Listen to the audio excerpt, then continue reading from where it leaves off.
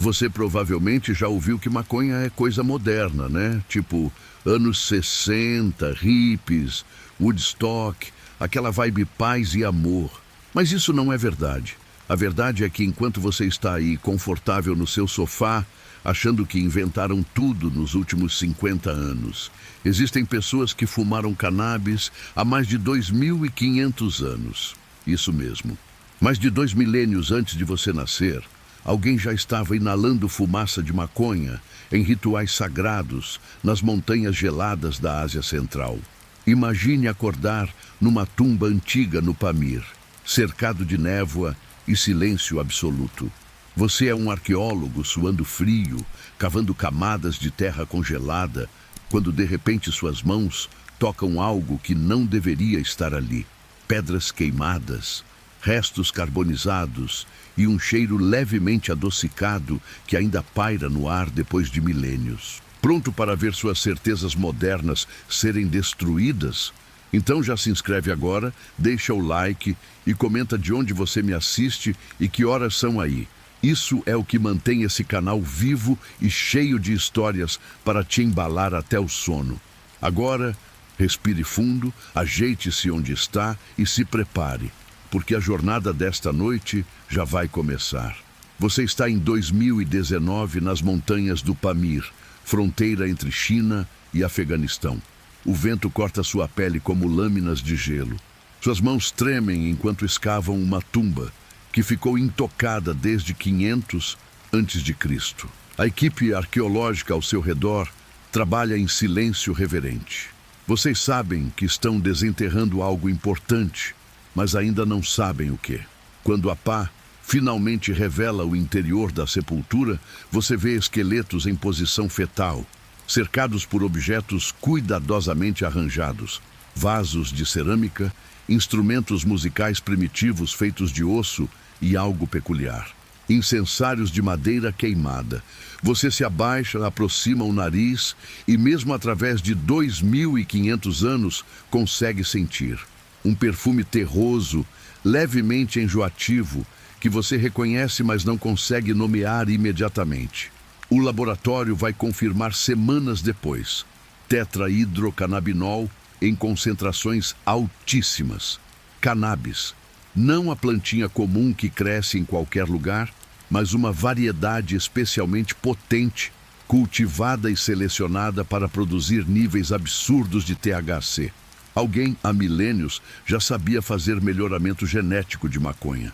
Deixa isso afundar um pouco. Enquanto você acha que hidroponia e estufa são invenções modernas, povos antigos já cruzavam plantas para deixá-las mais fortes, mais psicoativas, mais capazes de alterar a consciência humana. Você examina os incensários com mais cuidado. São tigelas de madeira com pedras escurecidas pelo fogo no fundo. A técnica é simples, mas engenhosa. Coloque pedras no fogo até ficarem incandescentes, transfira para a tigela, jogue material vegetal por cima e inale a fumaça que sobe. Não é um baseado, não é um bong moderno, é vaporização ancestral, tecnologia do Neolítico aplicada para ficar chapado em rituais religiosos. As tumbas contam uma história. Estas não eram pessoas comuns.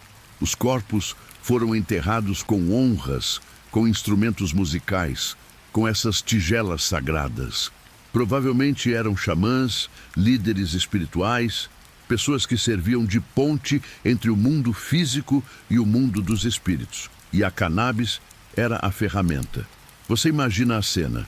Noite fechada nas montanhas, frio cortante lá fora, mas dentro da tenda funerária, o calor das pedras aquecidas cria uma bolha de conforto. A fumaça sobe densa, pegajosa, preenchendo o espaço confinado. Os presentes inalam profundamente, segurando nos pulmões, sentindo a mente começar a flutuar. Os tambores de osso começam a soar. As vozes entoam cânticos em línguas que você nunca vai entender. E ali, naquela fumaça espessa e sagrada, eles acreditavam estar conversando com ancestrais, recebendo visões, curando doenças, guiando almas para o outro lado. Você pega um punhado de terra da escavação. Ela ainda cheira. Depois de todo esse tempo, a resina de cannabis, impregnada nas fibras de madeira, nas pedras porosas, na própria terra ao redor, ainda libera compostos voláteis quando aquecida pelo sol da tarde. É quase poético. A primeira fumaça que a humanidade deliberadamente inalou para alterar a consciência ainda está ali, aprisionada em moléculas, esperando ser redescoberta. Mas esses túmulos no Pamir não são casos isolados. Conforme você estuda mais, descobre que evidências de uso de cannabis aparecem em dezenas de sítios arqueológicos ao longo da Rota da Seda. Queimadores de incenso na Romênia, sementes carbonizadas em assentamentos na Sibéria, tecidos de cânhamo em múmias chinesas. A planta seguiu os humanos ou os humanos seguiram a planta? Difícil dizer. O que você sabe é que onde quer que pessoas antigas se estabelecessem, eventualmente descobriam as propriedades da cannabis. E eventualmente alguém tinha a ideia brilhante de jogar isso no fogo e inalar. A análise química revela mais segredos. O THC encontrado nessas tumbas antigas não está uniformemente distribuído. Algumas amostras têm concentrações 3 vezes maiores que outras. Isso significa seleção intencional. Significa que agricultores do primeiro milênio, antes de Cristo, já sabiam identificar plantas fêmeas sem sementes. Já entendiam que eram elas que produziam mais resina. Já praticavam o que hoje chamamos de cultivo sinsemilla, tecnologia de grower ancestral. Você fecha os olhos ali na escavação, tentando sentir a conexão. Suas mãos tocam a mesma terra que xamãs tocaram há 2.500 anos. Você respira o mesmo ar rarefeito das montanhas.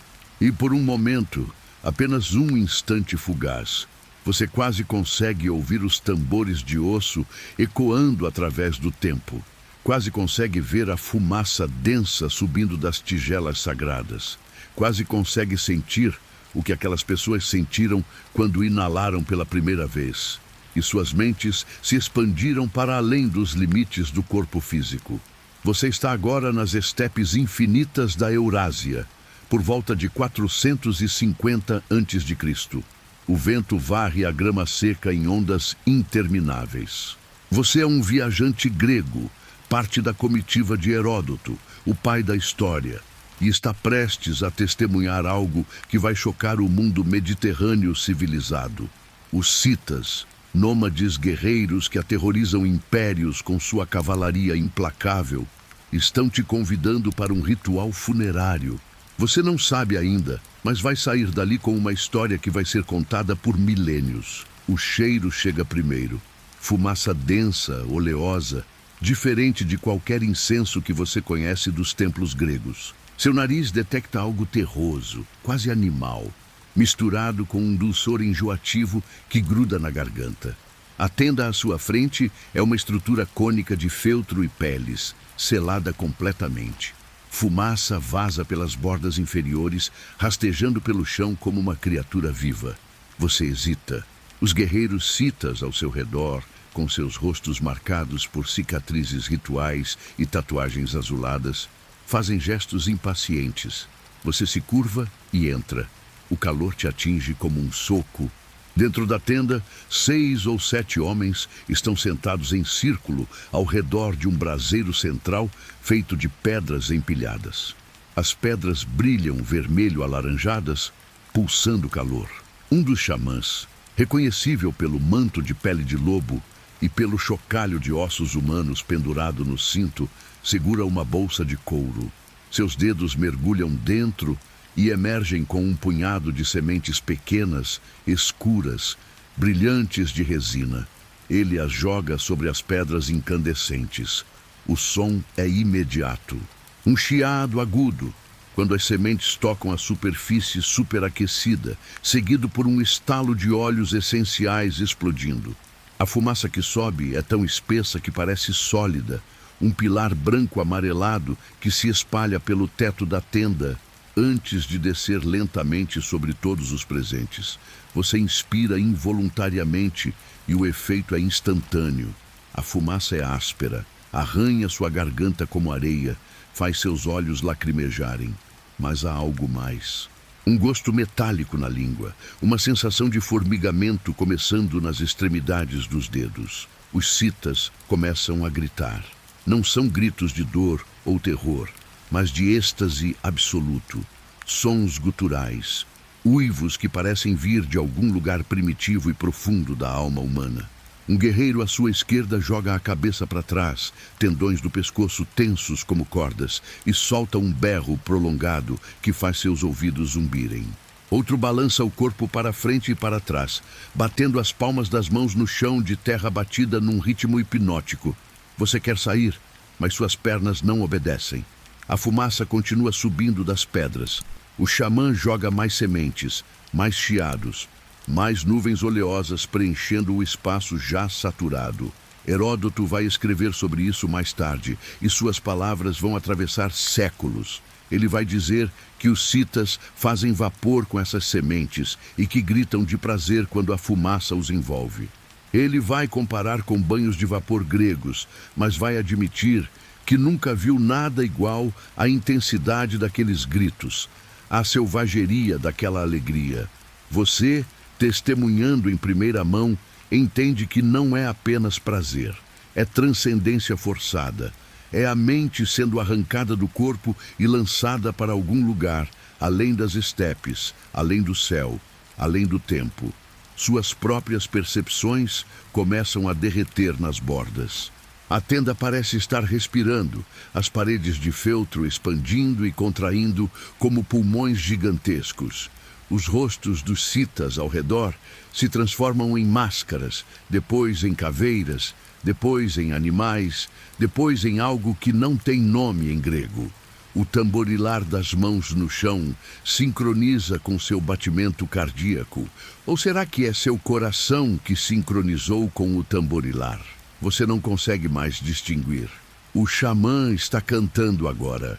Palavras numa língua que você não compreende, sílabas que parecem mais antigas que a própria linguagem.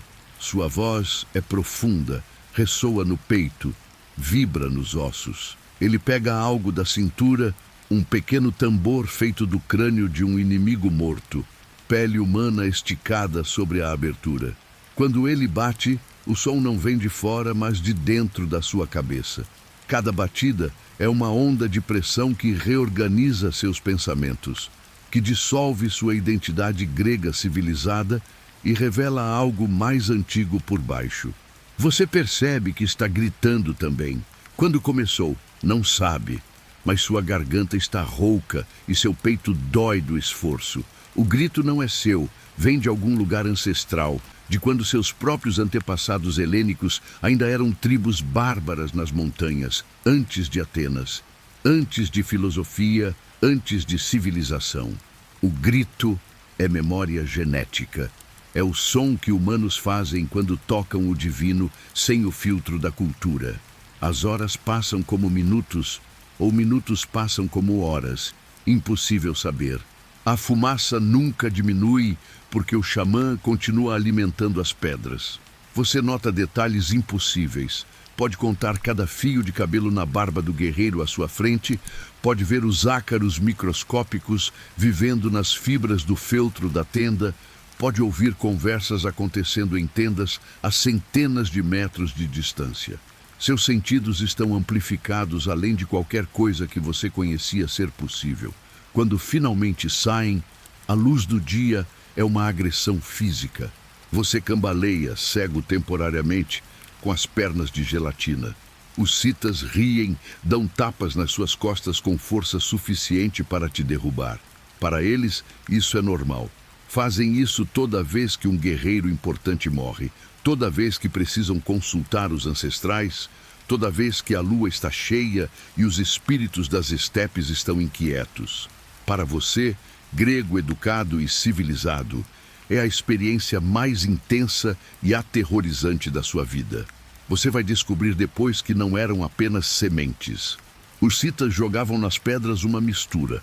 Sementes de cannabis ricas em THC, flores secas prensadas, às vezes haxixe rudimentar feito ao esfregar as mãos em plantas vivas, e coletar a resina pegajosa. A combinação, vaporizada em espaço fechado, criava concentrações de canabinoides no ar que fariam um fumante moderno desmaiar. As tendas usadas nesses rituais eram achados arqueológicos comuns em Kurgans, os túmulos monumentais citas espalhados pelas estepes. Estruturas de madeira curvada, cobertas com feltro impermeabilizado, desenhadas especificamente para reter fumaça. Junto com as tendas, arqueólogos encontraram os braseiros de pedra, ainda manchados de resina carbonizada, e pequenas bolsas de couro contendo sementes preservadas pelo clima seco das estepes. Tudo exatamente como Heródoto descreveu, 2.400 anos atrás. Você volta para o acampamento grego, cambaleando, com gosto de cinzas na boca e visões persistentes dançando nas periferias da sua visão. Vai levar dias para se sentir normal novamente. Vai levar semanas para conseguir falar sobre o que viu sem gaguejar. E vai levar uma vida inteira para esquecer aqueles gritos, aquela fumaça oleosa, aquela sensação de ter tocado algo sagrado e selvagem e completamente indiferente à sua existência mortal. Você está agora na Índia Antiga, por volta de 1500 a.C. O sol escaldante do subcontinente transforma o ar em ondas visíveis de calor. Você é um sacerdote brahmane, sentado em posição de lótus sob uma figueira sagrada, e à sua frente está uma tigela de barro contendo um líquido verde acinzentado que parece vivo. Bolhas sobem lentamente à superfície, estouram liberando um aroma que é simultaneamente floral e fétido. Isso é Bhang, a bebida sagrada de Shiva, e você está prestes a consumi-la durante um dos festivais mais importantes do calendário védico. A preparação começou horas atrás, antes do amanhecer. Você observou os preparadores rituais, moendo folhas frescas de cannabis em almofarizes de pedra, adicionando leite de búfala ainda morno, mel silvestre escuro como âmbar, sementes de papoula torradas, pétalas de rosa, cardamomo, noz moscada ralada. Cada ingrediente entrava ao som de mantras específicos. O ritmo da mão do moedor sincronizava com as sílabas sagradas. Om Namah Shivaya, Om Namah Shivaya. A pasta verde que emergia tinha a consistência de lama e cheirava a terra molhada, misturada com perfume enjoativo. Você pega a tigela com as duas mãos, como mandam os rituais. O peso do líquido parece maior do que deveria, como se carregasse algo além de substância física. Fecha os olhos, murmura uma oração a Shiva, o destruidor, o transformador, o senhor das substâncias que alteram consciência. Shiva que medita no monte Kailash, com serpentes enroladas no pescoço e cannabis entrelaçada no cabelo emaranhado. Shiva que bebe veneno para salvar o mundo e usa Bhang para suportar a queimação eterna na garganta. Você leva a tigela aos lábios. O primeiro gole é uma traição sensorial. Esperava algo suave pelo leite e mel, mas o gosto é predominantemente amargo e vegetal, com textura granulosa de folhas mal trituradas que grudam nos dentes. Você força a deglutição. O líquido desce pesado, deixando um filme oleoso revestindo sua garganta. Segundo gole. Terceiro. A tradição exige que você esvazie completamente a tigela. Então você continua, respirando pela boca entre os goles para minimizar o gosto. Nada acontece imediatamente. Isso não é fumaça nos pulmões com efeito instantâneo. Isso é digestão, absorção gradual através do sistema gastrointestinal. Processamento pelo fígado que transforma THC em algo ainda mais potente. Você se senta novamente sob a figueira e espera. Ao redor, outros devotos fazem o mesmo. Alguns já consumiram suas porções e estão em estados variados de transe. Um homem velho balança suavemente, olhos revirados mostrando apenas o branco. Uma mulher ri sozinha, um som agudo e contínuo que não parece inteiramente humano. Crianças correm entre as pessoas sentadas, também tendo consumido doses menores de bang, seus gritos e gargalhadas ecoando como pássaros exóticos. 30 minutos passam. 45. Você começa a pensar que sua dose estava fraca, que talvez os deuses não o considerem digno hoje. E então, sem aviso, o chão se inclina. Não dramaticamente, apenas o suficiente para você perceber que sua relação com a gravidade mudou. Você estende a mão para se apoiar no tronco da árvore e a casca sob seus dedos está viva, pulsando com seiva, respirando. Cada ranhura e textura se torna infinitamente fascinante. Você poderia passar eternidades explorando apenas esse metro quadrado de casca. Seu corpo parece estar se dissolvendo nas bordas, onde terminam seus dedos e começam as raízes da árvore. Impossível dizer. Tudo é um contínuo, uma única substância universal moldada em formas temporárias. Você, a árvore, o solo, os outros devotos, todos feitos da mesma essência cósmica. Os Vedas que você memorizou desde criança fazem sentido pela primeira vez de maneira visceral, não intelectual. Brahman, a realidade última, não é conceito abstrato, mas experiência direta acessível através desta tigela de líquido verde. As horas seguintes são fragmentadas. Você lembra de cantar, sua voz se fundindo com centenas de outras em cânticos que parecem antigos como as próprias montanhas. Lembra de dançar, embora seus músculos estejam pesados como pedra e cada movimento exija esforço heróico. Lembra de chorar, lágrimas rolando sem razão aparente, ou talvez por todas as razões simultaneamente. Lembra de rir até seu abdômen doer, de alguma piada cósmica que não consegue mais recordar, mas que na hora parecia ser a coisa mais engraçada que já existiu. A comida servida durante o festival é um assalto aos sentidos amplificados. Arroz pilaf com açafrão, cada grão um universo amarelo dourado. Curry de lentilhas tão picante que você sente cada molécula de pimenta dançando na língua. Pão chapati ainda quente, fumegante, com manteiga derretida criando poças translúcidas. Você come com as mãos, como é costume, e a textura de cada ingrediente contra sua pele é uma revelação. Macio, áspero, oleoso, seco, quente, frio, tudo ao mesmo tempo, tudo infinitamente interessante. Mas bhang não é apenas para festivais, você sabe disso. Ao longo do ano, sadhus, os ascetas errantes que renunciaram ao mundo material, consomem bhang diariamente. Eles acreditam que a cannabis é presente direto de Shiva, uma ferramenta para transcender o ciclo de nascimento e morte, para alcançar moksha, a liberação final. Você os vê às vezes nas margens dos rios sagrados, corpos cobertos de cinzas, cabelos tão longos e emaranhados que formam pilares sólidos, olhos vidrados fixos em horizontes invisíveis. Eles bebem bhang de chilums, cachimbos de barro, ou simplesmente mastigam as folhas cruas, vivendo em estado perpétuo de alteração de consciência. Os textos sagrados mencionam cannabis repetidamente. O Atharva Veda, um dos 4 Vedas fundamentais, lista cannabis entre as 5 plantas sagradas que libertam da ansiedade. O texto a chama de fonte de felicidade, doadora de alegria, libertadora. Médicos ayurvédicos prescrevem preparações de cannabis para dezenas de condições: dor, insônia, problemas digestivos, perda de apetite, ansiedade, até lepra e malária. As folhas são moídas em pastas tópicas. As sementes são torradas e consumidas como alimento nutritivo.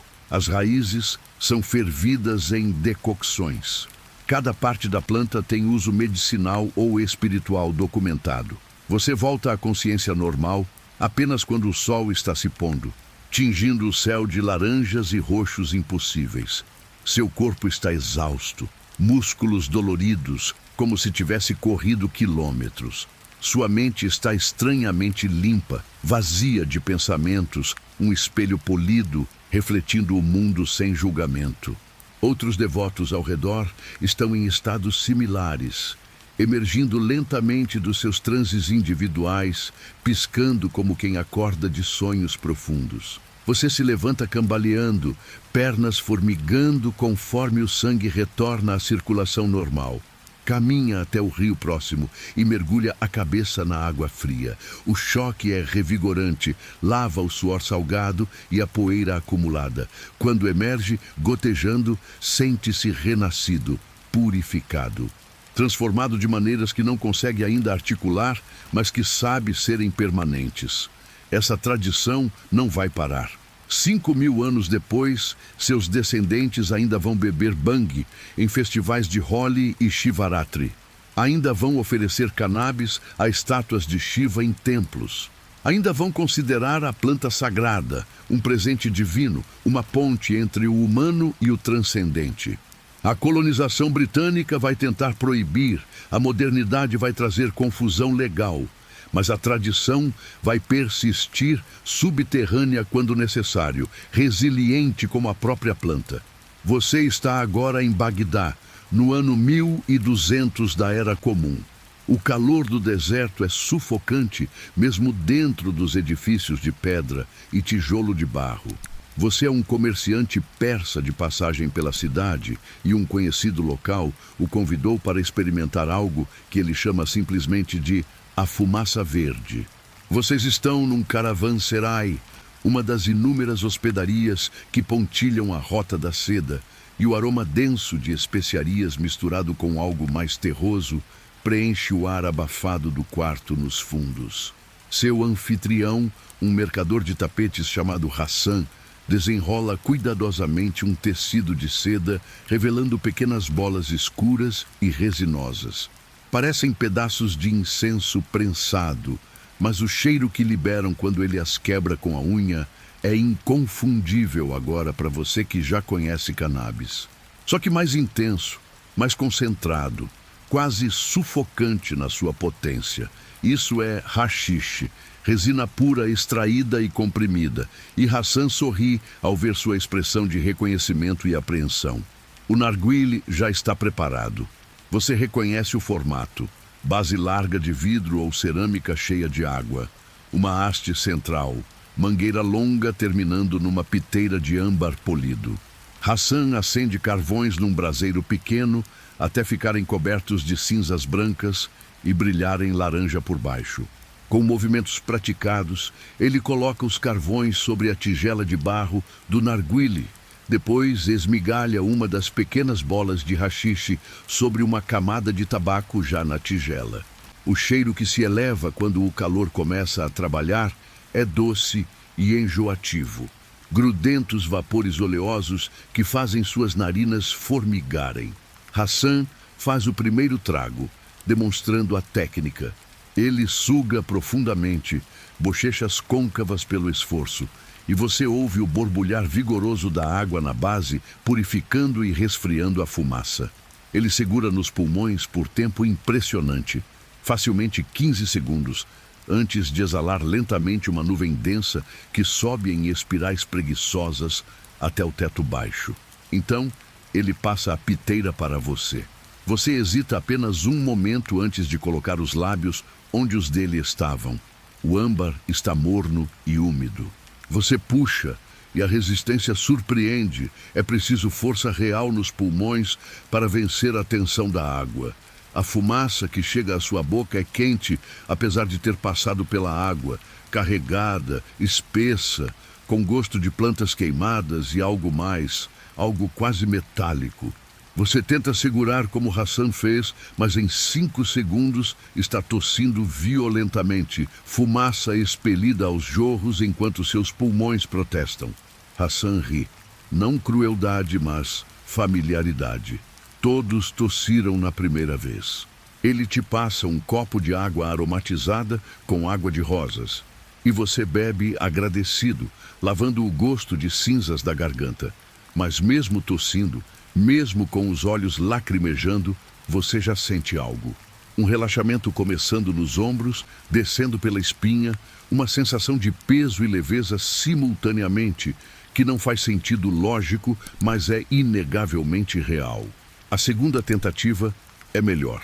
Você puxa mais devagar, enche os pulmões apenas 3/4, segura 5 segundos antes de exalar. Ainda há tosse mais controlada, gerenciável. A terceira tentativa é quase suave. Na quarta, você entende porque narguilé se tornou símbolo do Oriente Médio. Há algo meditativo no ritual, no borbulhar rítmico, no passar da piteira de mão em mão, na espera paciente enquanto outros tragam. Hassan começa a falar e você percebe que está entendendo o árabe melhor do que deveria. As palavras fluem com uma clareza cristalina, cada nuance de significado aparente. Ele conta histórias sobre os sufis, os místicos do Islã, que usam haxixe como ferramenta para alcançar estados de união com o divino. Você já ouviu rumores sobre isso, claro, mas Hassan conhece detalhes. Ele fala de congregações secretas onde dezenas de devotos se reúnem, fumam haxixe até perderem noção de individualidade, então giram em círculos durante horas, dançando e cantando até colapsarem em êxtase espiritual. Os sufis chamam isso de fana, aniquilação do ego, dissolução do self no oceano infinito de Deus. Cannabis é veículo, não destino. Hassan explica com seriedade repentina. A planta abre portas, mas você ainda precisa caminhar através delas com coração puro e intenção correta. Usar apenas por prazer é desperdiçar um presente sagrado. Você acena concordando, embora secretamente esteja muito ocupado notando como a luz das lamparinas de óleo está dançando nas paredes de uma maneira hipnótica. Mas nem todos veem haxixe como sagrado. Hassan baixa a voz, torna-se conspiratório. As autoridades religiosas ortodoxas consideram um pecado terrível. Alguns juízes islâmicos decretaram que consumir haxixe é equivalente a beber vinho, ambos haram, proibidos, merecedores de punição física. Há histórias de fumantes sendo açoitados publicamente, de comerciantes tendo suas mercadorias queimadas em praças, de narguilés sendo confiscados e destruídos por policiais religiosos zelosos. A contradição é fascinante. Em alguns bairros de Bagdá, cafés abertos servem haxixe livremente ao lado de chá e café. Músicos tocam, poetas recitam, fumantes debatem filosofia durante horas. 3 ruas adiante, um juiz ordenaria a prisão de todos os presentes. A cidade vive múltiplas realidades simultaneamente. Depende de qual sheik ou autoridade controla qual território, quão estritamente interpretam a lei islâmica, quão dispostos estão a tolerar comportamentos que consideram pecaminosos, mas difíceis de erradicar. Hassan recarrega o narguilé, mais tabaco, mais haxixe, novos carvões. Você já perdeu noção de quanto tempo passou. Poderia ser 1 hora, poderia ser 5. O quarto parece estar oscilando gentilmente, como se o edifício inteiro estivesse num barco navegando mares calmos. Vozes filtram através das paredes, comerciantes de outras terras falando línguas que você reconhece, mas não compreende. Criando uma sinfonia multilingüe de humanidade em trânsito. Você pensa em como isso chegou aqui. Cannabis crescendo nas montanhas do Hindu Kush, no Afeganistão e Paquistão modernos. Fazendeiros colhendo as plantas, esfregando as mãos nas flores pegajosas, coletando a resina que adere à pele. Aquela resina sendo raspada, aquecida, prensada em bolas, embrulhada em pano ou couro, carregada por caravanas através de desertos e montanhas até mercados urbanos. Depois revendida, subdividida, eventualmente chegando a este quarto onde você está sentado, continuando uma jornada que começou nos campos ensolarados semanas ou meses atrás. O Império Islâmico medieval facilitou essa dispersão, com território se estendendo da Espanha até as fronteiras da Índia. Havia fluxo constante de pessoas, ideias, mercadorias. Cannabis viajava junto, adaptando-se a cada região.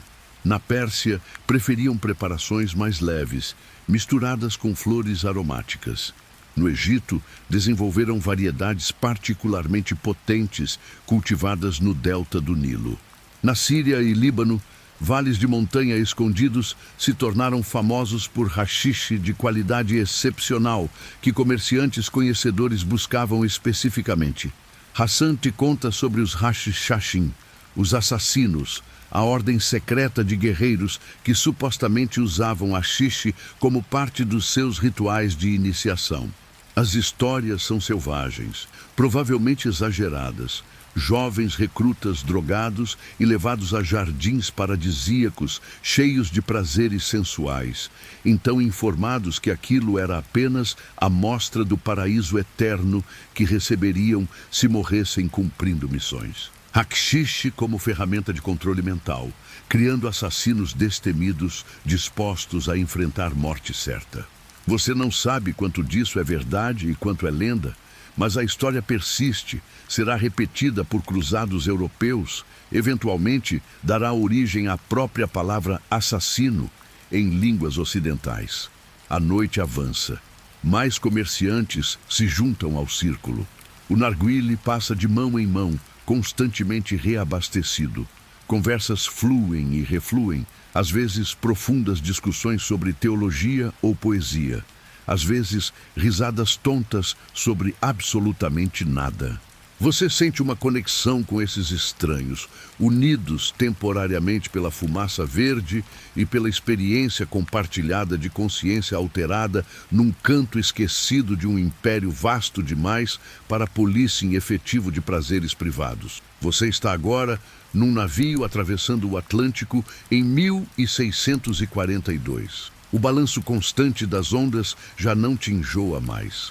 Depois de semanas no mar, você se acostumou ao movimento perpétuo. Você é um colono europeu, parte de uma expedição rumo às Américas, e nos porões abaixo de seus pés estão sacos e sacos de sementes de cânhamo. Cannabis sativa, as mesmas plantas que povos da Ásia e Oriente Médio fumavam ritualmente, estão cruzando o oceano, mas ninguém neste navio está pensando em fumar nada. Eles pensam em cordas. O cheiro dos porões é úmido e vegetal, com toques de mofo inevitável em viagens marítimas longas. Você desce uma escada estreita para verificar as mercadorias e a escuridão é quase total. Apenas algumas lanternas de óleo, balançando com o movimento do navio, projetam sombras dançantes. Os sacos de sementes estão empilhados cuidadosamente, cada um marcado com símbolos indicando origem e qualidade. Sementes menores, marrom escuras, vindas de variedades industriais cultivadas por séculos na Europa, especificamente para fibra, não para potência psicoativa. Você pega um punhado, deixa as sementes rolarem entre seus dedos, são surpreendentemente pesadas para seu tamanho, densas com óleo nutritivo. Algumas já estão brotando prematuramente pela umidade do porão. Raízes pálidas emergindo das cascas, buscando solo que não existe. Você as joga de volta no saco, milhares de sementes. Milhões, talvez, se contar todos os navios fazendo esta jornada. Cannabis está sendo transplantada para um continente inteiro, sem que ninguém planeje explicitamente isso, simplesmente porque a planta é útil demais para deixar para trás. As razões são puramente práticas e econômicas. Cordas de cânhamo são superiores a quase todas as alternativas, mais fortes que linho, mais resistentes à água salgada e deterioração que algodão, mais duráveis que cordas de fibras animais. Cada navio precisa de toneladas de corda para velas, para amarração, para guindastes e equipamentos. Cânhamo não é luxo, mas necessidade naval absoluta. E além de cordas, há tecidos grossos para velas resistentes ao vento, sacos duráveis para armazenamento, papel de qualidade superior, feito de fibras de cânhamo, que não amarelam ou apodrecem como papel de trapo. Quando o navio finalmente aporta na costa da Virgínia, você está entre os primeiros a desembarcar. A terra firme sob seus pés parece estar se movendo ainda. Ilusão persistente depois de tanto tempo no mar. O cheiro é diferente aqui, ar mais denso, mais verde, carregado com aromas de vegetação desconhecida. Você e os outros colonos começam imediatamente a descarregar, montando acampamento provisório enquanto planejam assentamento permanente. As sementes de cânhamo são plantadas nas primeiras semanas. O solo virgem é incrivelmente rico, escuro como chocolate, cheio de matéria orgânica de florestas milenares recém-derrubadas. Você cava fileiras longas, deixa cair sementes em intervalos regulares, cobre levemente com terra. O trabalho é extenuante sob o sol implacável, mas há urgência. Cannabis cresce rápido, em 3 a 4 meses estará pronta para a colheita de fibra. A colônia precisa desesperadamente estabelecer produção local de suprimentos essenciais antes do próximo inverno. As plantas brotam em dias, literalmente. Uma manhã você vê apenas terra nua, na próxima há pontos verdes emergindo. Em semanas, os campos estão cobertos de plantas jovens, alcançando 2 palmos de altura, folhas características já reconhecíveis. Você caminha entre as fileiras, inspecionando o crescimento, arrancando ervas daninhas competidoras, verificando pragas. As plantas são surpreendentemente resistentes. Crescem vigorosamente apesar de solo desconhecido e clima diferente de suas origens europeias. Mas algo interessante acontece. Algumas plantas, particularmente fêmeas crescendo nas bordas dos campos, onde você plantou menos densamente, começam a desenvolver flores pegajosas brilhando com resina. Você reconhece isso das descrições que ouviu de viajantes retornando do Oriente. Cannabis cultivada para a fibra normalmente é plantada densa, forçando o crescimento vertical e evitando floração excessiva. Mas estas nas bordas têm espaço, luz solar direta e estão fazendo o que a planta faz naturalmente quando não suprimida, produzindo flores reprodutivas carregadas de compostos que você sabe vagamente outras culturas fumam. Você quebra uma flor entre os dedos e o aroma é intenso, resinoso. Deixa seus dedos pegajosos. Por curiosidade, você cheira profundamente. O perfume é complexo, camadas de terroso, cítrico, algo que lembra pinho, outro toque quase de especiarias. Por um momento você considera experimentar, mas não sabe como, e de qualquer forma há trabalho demais esperando. Você limpa os dedos na calça e volta às tarefas. A colheita é trabalho brutal. Cannabis cultivada para fibra cresce alta, facilmente 3 a 4 metros. Os caules são grossos como o pulso de um homem na base, lenhosos, fibrosos. Você e outros colonos passam dias cortando, usando foices afiadas, deixando as plantas caírem em fileiras ordenadas. Depois, vem o processo de retching, deixar os caules em água por semanas, para micróbios decomporem a pectina que liga as fibras, facilitando separação posterior. O cheiro desta fase é horrível, vegetal podre misturado com lodo estagnado, mas necessário. Eventualmente você extrai as fibras longas e fortes, processa-as em cordas e tecidos. A colônia começa a produzir seus próprios suprimentos navais, tecidos para roupas, papel para documentos. Cannabis se torna tão crucial que algumas colônias eventualmente tornarão cultivo obrigatório. Fazendeiros serão legalmente obrigados a dedicar porcentagem de suas terras ao cânhamo. Recusar será punível com multas. A planta é considerada importante demais para a segurança e economia da colônia para ser deixada ao capricho individual. Mas há outro lado desta história, menos documentado, mais sussurrado. Alguns colonos, particularmente aqueles que serviram em navios comerciais que visitaram Oriente Médio ou Índia, reconhecem as flores resinosas pelo que são. Começam a secar pequenas quantidades discretamente. Experimentam fumar, inicialmente apenas curiosidade. Depois descoberta de que isso alivia o tédio brutal, a solidão, o medo constante de doença, ataque indígena, fome, todas as ansiedades que assombram vida colonial. Você nunca vê isso acontecer abertamente, mas às vezes à noite, caminhando entre cabanas, você capta cheiros vagamente familiares de fumaça doce que não é tabaco. Você ouve risadas baixas vindo de grupos reunidos longe das fogueiras principais. Ninguém fala sobre isso, não há necessidade. É entendimento tácito que, enquanto o trabalho for feito, enquanto ninguém causar problemas, certas atividades privadas não serão questionadas. Populações indígenas locais observam estes estrangeiros plantando suas ervas estranhas com curiosidade misturada à desconfiança. Eles têm suas próprias plantas sagradas, tabaco principalmente, usado em cerimônias e medicina.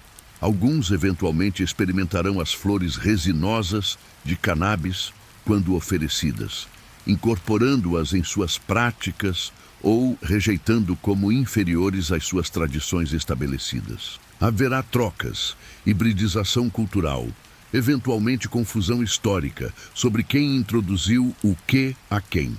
Décadas passam. Cannabis se espalha pelas colônias.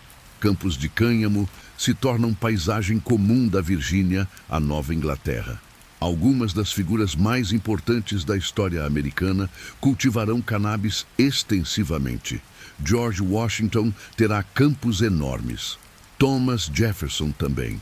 Eles registrarão em diários detalhes sobre plantio, colheita, processamento.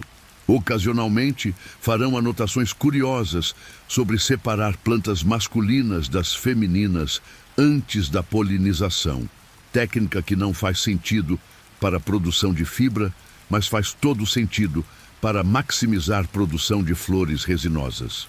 A cannabis chegou às Américas como ferramenta industrial, carregando secretamente potencial recreativo e medicinal nas mesmas sementes. Por enquanto, esse potencial permanece largamente inexplorado, conhecimento esotérico de alguns poucos.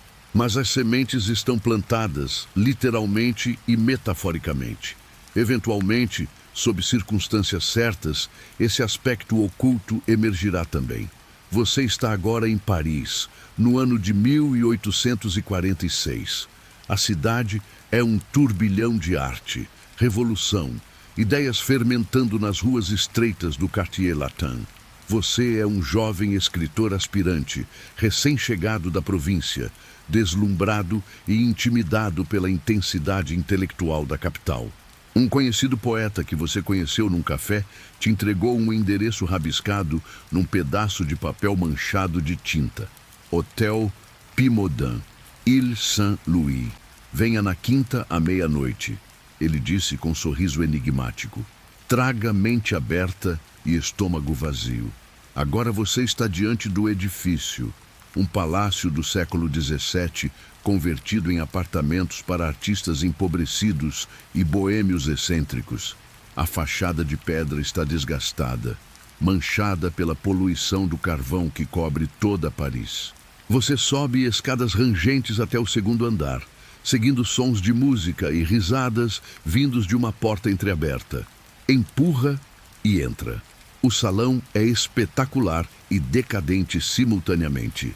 Tetos altos com afrescos renascentistas parcialmente descascados. Candelabros de cristal pendurados em correntes enferrujadas, gotejando cera sobre tapetes persas gastos. As paredes estão cobertas com pinturas modernas ainda úmidas, retratos bizarros, paisagens impossíveis em cores que não existem na natureza. Fumaça de tabaco e incenso cria névoa espessa, tornando tudo ligeiramente irreal. Há talvez 20 pessoas espalhadas pelo salão. Você reconhece alguns rostos de gravuras em jornais literários. Théophile Gautier com seu colete vermelho escandaloso. Charles Baudelaire, reclinado numa chaise longue, com expressão de tédio aristocrático. Alexandre Dumas, gesticulando dramaticamente enquanto conta alguma história a um círculo de ouvintes fascinados. Estes são os luminares do romantismo francês, os poetas e escritores cujos trabalhos você devorou, e agora está no mesmo espaço físico que eles. Um homem idoso se aproxima. Ele usa túnica oriental de seda verde escura bordada com dragões dourados. Seus olhos são intensos, quase febris. Este é o Dr. Jacques-Joseph Moreau, psiquiatra, explorador, o fundador deste clube peculiar. Ele segura uma bandeja de prata contendo o que parecem ser pequenos tabletes verde-amarronzados, cada um do tamanho de uma noz. Dawa Mesk, ele anuncia com sotaque levemente exótico. Confecção egípcia tradicional. Cannabis mesclada com mel, nozes, especiarias. Uma dose é suficiente, 2 é aventura, 3 é loucura. Você pega um tablete, parece pasta de amêndoa, mas o cheiro é inconfundível agora. Cannabis misturada com canela e pistache moído.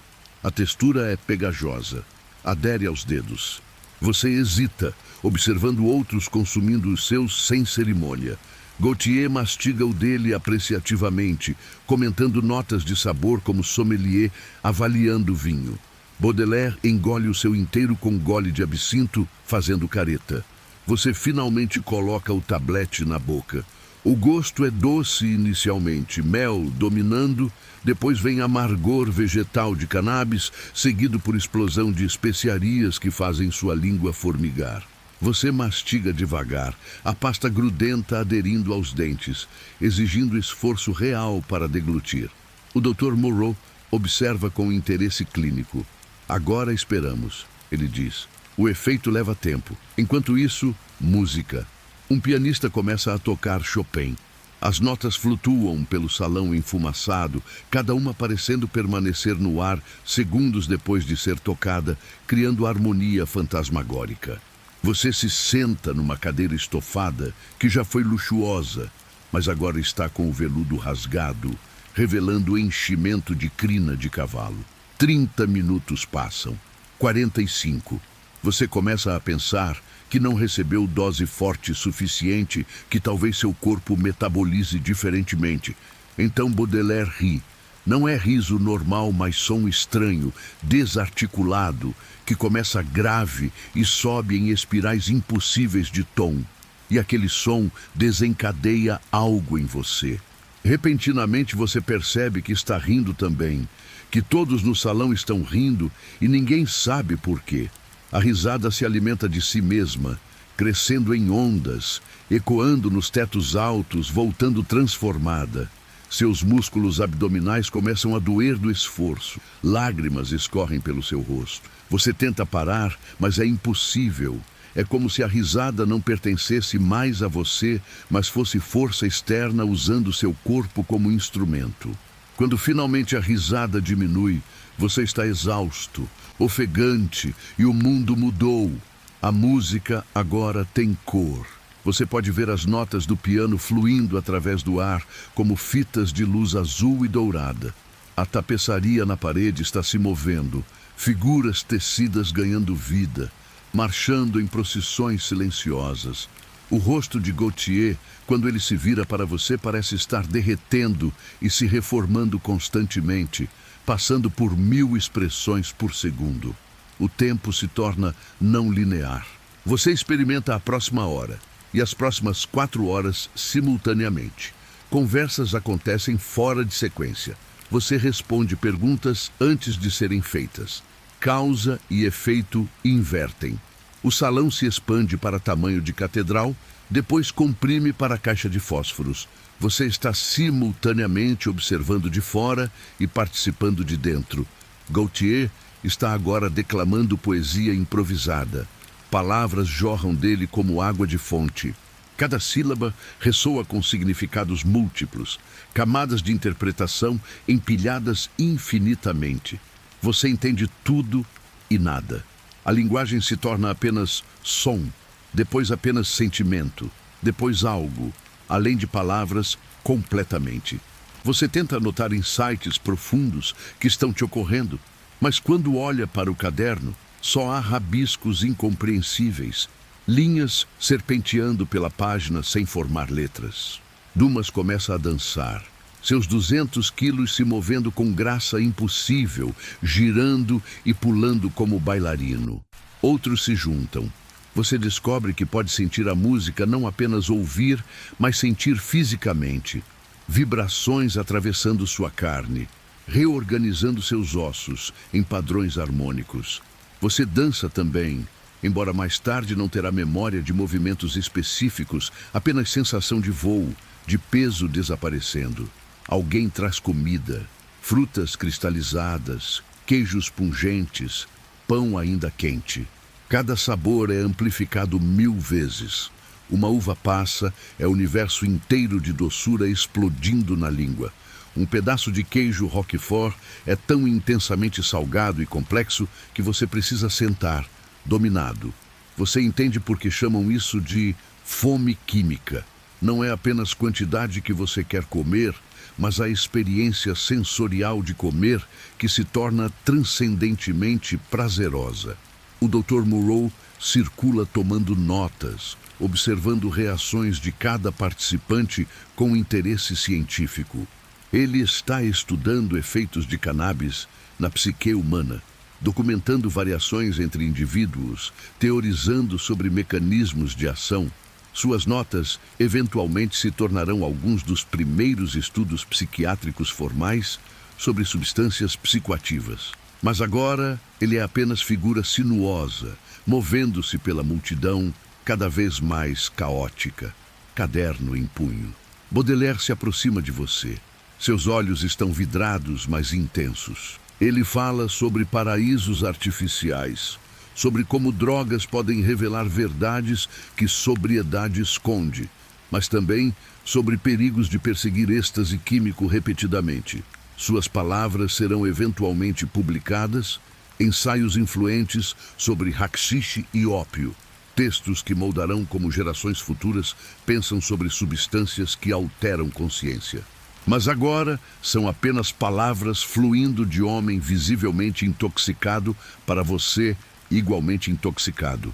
E você não tem certeza se está realmente ouvindo ou alucinando a conversa inteira. As horas sangram juntas. Dawn eventualmente filtra, através das janelas altas, luz cinza rosada de Paris amanhecendo. O efeito diminui gradualmente, como maré recuando. Você volta para seu corpo, para a identidade individual, para a percepção linear de tempo. Ao seu redor, outros estão emergindo similarmente, piscando confusos, tentando recordar o que exatamente aconteceu durante as horas perdidas. Você cambaleou para fora no ar matinal, cabeças unindo, corpo exausto. Paris está acordando, padeiros abrindo lojas, trabalhadores caminhando para fábricas. Você cruzou fronteira entre mundos esta noite, visitou territórios mentais que nem sabia existirem. E enquanto caminha de volta ao seu quartinho alugado, você sabe que tentará descrever isso em palavras, capturar em prosa o que foi fundamentalmente experiência além de linguagem. Você está agora na fronteira entre México e Estados Unidos, no ano de 1910. O calor do deserto ondula o ar, tornando o horizonte líquido e instável.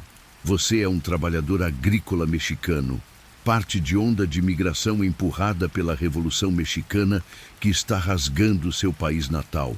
Tem apenas uma mala de couro desgastado contendo tudo o que possui. Algumas roupas, ferramenta de trabalho, fotografias de família deixada para trás e um pequeno saco de pano amarrado com barbante contendo algo que você chama simplesmente de mota.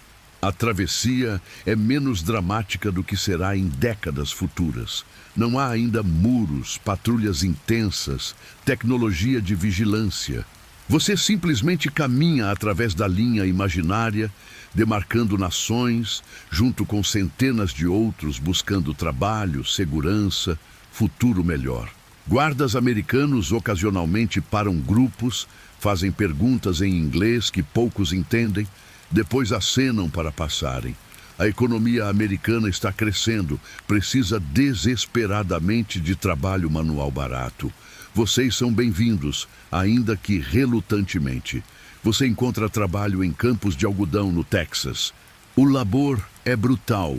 Agachar sob sol escaldante 12 horas por dia, dedos sangrando dos caroços ásperos, costas gritando de dor. À noite, você e outros trabalhadores mexicanos se reúnem em barracos de madeira fornecidos pelo patrão, estruturas básicas mal protegendo de elementos. Não há eletricidade, não há encanamento. Água vem de poço compartilhado. Banheiro é buraco cavado longe das habitações. Mas há comunidade, solidariedade entre exilados e migrantes. Depois da refeição simples de feijão e tortilhas, alguém tira um violão com cordas desafinadas. Músicas do México são tocadas, canções rancheras sobre amor perdido e pátria distante. E, eventualmente, inevitavelmente, alguém produz cannabis. Talvez seja você com seu saquinho de mota. Talvez seja outro trabalhador que encontrou plantas crescendo selvagens nas margens do Rio Grande. Descendentes de cânhamo industrial, plantado décadas antes, agora naturalizadas e reverendo para variedades mais potentes. O ritual é familiar, reconfortante em terra estrangeira. Folhas secas e flores são esfareladas, misturadas com tabaco quando disponível, enroladas em papel jornal ou palha de milho. Você acende usando o graveto da fogueira comunitária. A fumaça é áspera, faz você tossir, mas o sabor é casa. É noites no Michoacán ou Sinaloa, é família e amigos, é tempos antes de revolução e exílio. O efeito, quando vem, traz alívio das dores físicas, suaviza as bordas afiadas de saudade e deslocamento. Trabalhadores americanos observam com curiosidade, misturada com desconfiança. Alguns já fumam tabaco, reconhecem o ato básico, mas notam diferenças no cheiro, no comportamento subsequente. Que é isso? Perguntam. Marihuana, você responde, usando palavra espanhola que eles eventualmente anglicizarão de formas variadas. Marihuana, Marijane, Mary Jane. A palavra em si tem origens obscuras, possivelmente variação de nomes próprios, Maria e Juana, possivelmente derivada de línguas indígenas mexicanas, possivelmente apenas termo de gíria que emergiu organicamente. Alguns americanos experimentam quando oferecido. Outros recusam, chamam isso de hábito mexicano sujo, mais uma evidência de inferioridade racial percebida. O preconceito já estava ali antes de cannabis cruzar a fronteira, mas agora tem novo símbolo concreto. Mexicanos trazem suas drogas estranhas, seus costumes alienígenas, sua música barulhenta. A associação entre cannabis e identidade mexicana começa a se solidificar na mente americana, particularmente no sul e sudoeste. Você testemunha os primeiros sinais de pânico moral emergente. Jornais locais começam a publicar artigos alarmantes sobre marihuana mexicana, causando loucura e violência. As histórias são absurdas, claramente fabricadas ou grotescamente exageradas. Homens fumando marihuana e assassinando famílias inteiras. Mulheres honestas sendo corrompidas em orgias depravadas. Crianças sendo viciadas por predadores mexicanos. Nenhuma dessas histórias tem base em realidade que você conhece, mas elas circulam, ganham tração, formam percepção pública. Alguns estados começam a aprovar leis. Utah em 1915, Califórnia em 1913, Texas, onde você está, em 1919. As leis são explicitamente racistas em motivação, ainda que não sempre em linguagem. Legisladores falam abertamente sobre controlar populações mexicanas, sobre proteger brancos puros de influência corrupta. Cannabis se torna proxy conveniente para ansiedades mais amplas sobre imigração, mudança demográfica, ordem social. Você e seus companheiros trabalhadores tornam-se mais discretos. Fumam longe de olhares curiosos, descartam evidências cuidadosamente, desenvolvem códigos e sinais. A substância que era parte casual de vida social no México se torna ato de resistência silenciosa em terra americana.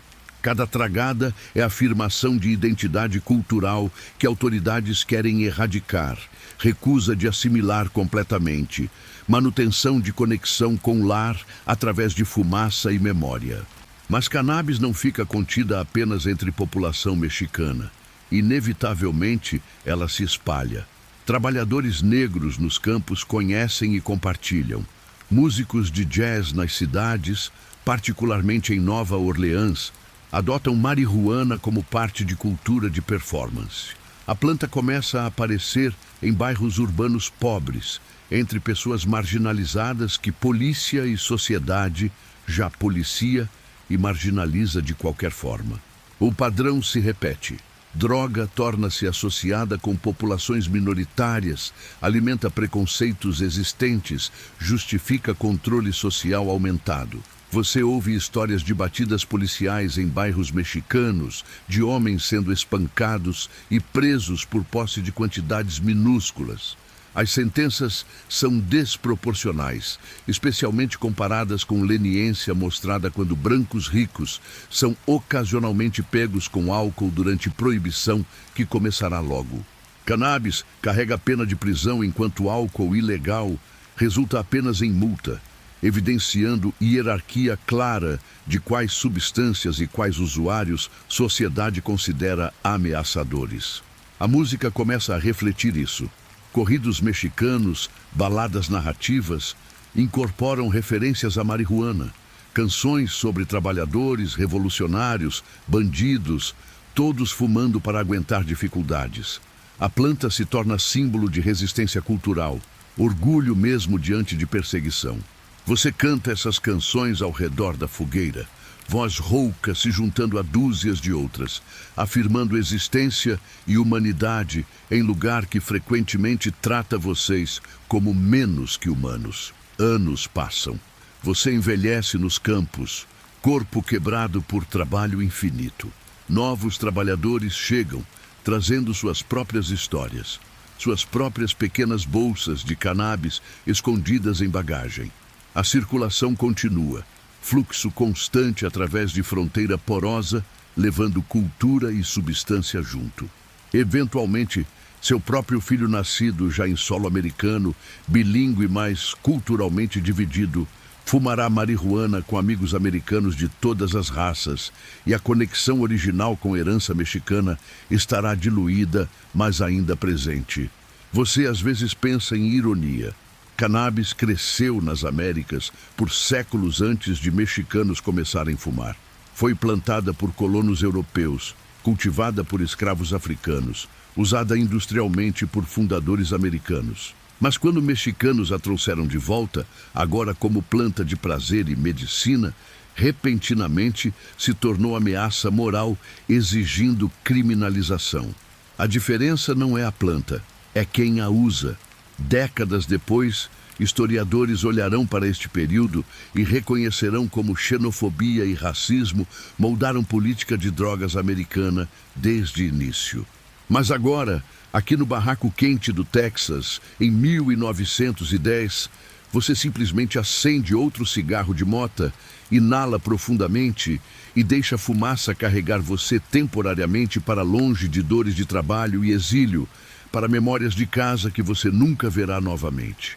Você está agora num cinema em 1936, sentado em poltrona que range sempre que você se mexe. A tela à sua frente mostra imagens em preto e branco granuladas, dramáticas ao ponto do ridículo. O título aparece em letras tremulantes: Reefer Madness. Ao redor, a plateia é composta principalmente de pais preocupados, professores, autoridades comunitárias, todos convocados para assistir este filme educacional sobre os perigos mortais da marihuana. Você é um deles, cidadão respeitável que lê jornais e acredita no que autoridades dizem. Você está prestes a ser doutrinado. A música é estridente, violinos agudos criando tensão desde os primeiros segundos. Um narrador com voz grave e autoritária aparece na tela, dirigindo-se diretamente à câmera, a você. Ele avisa que o que você está prestes a testemunhar é baseado em fatos reais, em estudos científicos, em tragédias documentadas. Sua expressão é de preocupação solene. A marihuana, ele entona lentamente, deixando cada sílaba pesar, é a ameaça mais perigosa enfrentando juventude americana hoje. A narrativa começa.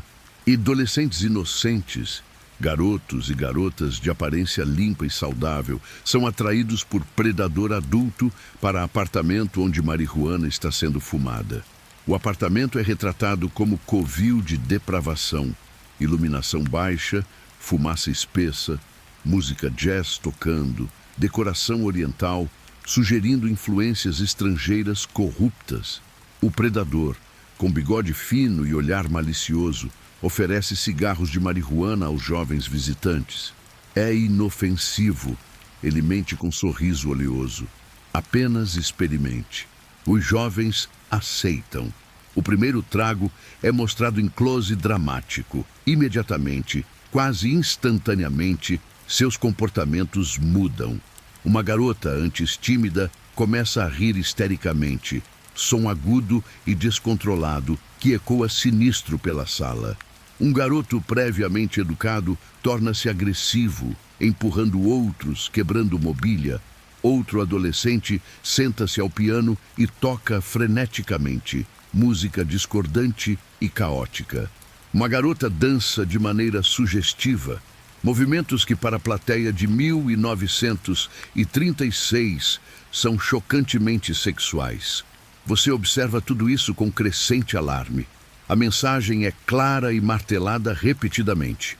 Uma única experiência com marihuana destrói completamente inibições morais, transforma jovens decentes em monstros depravados instantaneamente. Não há gradação, não há usuários casuais que permanecem funcionais. Há apenas descida imediata e inevitável na loucura e criminalidade. O filme acelera para tragédias cada vez mais absurdas. Um garoto sob influência de marihuana atropela pedestres com carro, rindo maniacamente enquanto corpos voam. Outra vítima de marihuana espanca amigo até morte sem motivo. Olhos selvagens e vazios de humanidade. Uma garota que fumou marihuana uma única vez desenvolve psicose permanente. Termina em asilo mental, balançando em canto, murmurando incoerências. O namorado dela, consumido por culpa e viciado em marihuana, comete suicídio pulando de janela. As cenas são filmadas com incompetência que seria cômica se o contexto não fosse tão sinistro. Atores claramente amadores entregam diálogos com toda a sutileza de teatro escolar. Efeitos especiais são primitivos, transições bruscas. Mas plateia ao seu redor não nota defeitos técnicos porque está apavorada demais. Você ouve murmúrios preocupados, vê mães apertando bolsas, pais balançando cabeças graves. O filme está funcionando exatamente como projetado. Autoridades mostradas no filme são heróis inequívocos.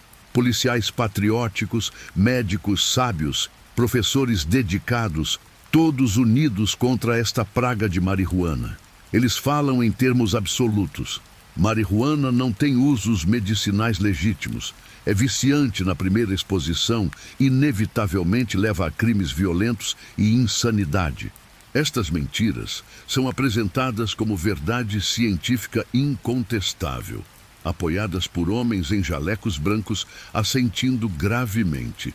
O que você não sabe, sentado ali na escuridão do cinema, é que este filme é propaganda deliberada financiada por interesses específicos. Harry Anslinger, chefe do Federal Bureau of Narcotics recém-criado, precisa justificar existência e orçamento da sua agência. Proibição de álcool acabou de ser revogada, eliminando o trabalho de milhares de agentes federais. Marihuana oferece novo inimigo conveniente, especialmente porque já está associada com populações minoritárias que sociedade branca dominante teme e despreza. Empresários também têm motivações. William Randolph Hearst, magnata de jornais, possui vastas plantações de árvores para a produção de papel. Cânhamo representa a ameaça competitiva porque papel de cânhamo é superior e mais barato. Hearst usa seus jornais para publicar histórias sensacionalistas sobre marihuana, amplificando e frequentemente inventando ameaças. DuPont Chemical Company acabou de patentear processos para fazer plásticos e fibras sintéticas de petróleo, competindo diretamente com produtos naturais de cânhamo. Eles também têm interesse em eliminar cannabis do mercado. Racismo é combustível primário alimentando esta campanha. Anslinger testemunha perante Congresso usando linguagem explicitamente racista. Marihuana faz negros pensar que são tão bons quanto homens brancos, causa violência contra brancos, leva mulheres brancas a buscar relações com homens de raças inferiores. Legisladores do Sul apoiam ardentemente criminalização, vendo-a como ferramenta adicional para controlar populações negras já oprimidas por leis Jim Crow. O termo marihuana, em si, é escolha deliberada. Cannabis é nome científico, familiar a médicos que prescrevem tinturas de cannabis para várias condições. Mas marihuana soa estrangeiro, mexicano, ameaçador. Renomear a substância ajuda a criar distância psicológica, permite legisladores fingirem que estão criminalizando algo novo e perigoso. Não planta que americanos usaram medicinal e industrialmente por séculos. O filme termina com aviso final. Apenas vigilância constante e punição severa podem proteger a América desta ameaça. Pais devem monitorar filhos obsessivamente. Escolas devem educar sobre perigos. Polícia deve prender traficantes e usuários sem misericórdia. A mensagem é clara. Marihuana não é apenas ilegal, mas imoral. Não apenas perigosa, mas existencial. Ameaça a civilização americana. Luzes do cinema acendem. Você pisca, ajustando-se à claridade. Ao redor, conversas explodem. Pais chocados discutem como proteger filhos. Professores planejam incorporar avisos sobre marihuana em currículos. Ninguém questiona a veracidade do que acabaram de ver. Como poderiam? Autoridades produziram isso, especialistas apareceram nele, foi mostrado em cinema respeitável. Deve ser verdade. Você sai na noite fria, respirando ar fresco com alívio. Na caminhada para casa, passa por bairro negro, vê jovens reunidos em esquina. Automaticamente seus músculos tensionam, mão aperta mais firme a bolsa. Serão alguns deles usuários de marihuana? Potenciais assassinos esperando droga desencadear violência? O filme plantou sementes de paranoia que crescerão por décadas. Campanhas similares acontecem nacionalmente. Filmes como Assassin of Youth e Marihuana, Weed with Roots in Hell circulam. Artigos de jornal com manchetes sensacionalistas proliferam. Marijuana makes fiends of boys in 30 days. Murder weed found up and down coast. Killer drug marijuana threatens youth. Evidência real não importa. Estudos mostrando que marihuana não causa violência ou insanidade são ignorados ou suprimidos. Em 1937, apenas ano depois de você assistir Reefer Madness, Congresso aprova Marijuana Tax Act, efetivamente criminalizando cannabis federalmente. O ato é empurrado através de audiências mínimas, oposição de American Medical Association é desconsiderada, evidência científica contrária é ignorada. A campanha de propaganda funcionou. A América está convencida que marihuana é mal absoluto, exigindo erradicação total.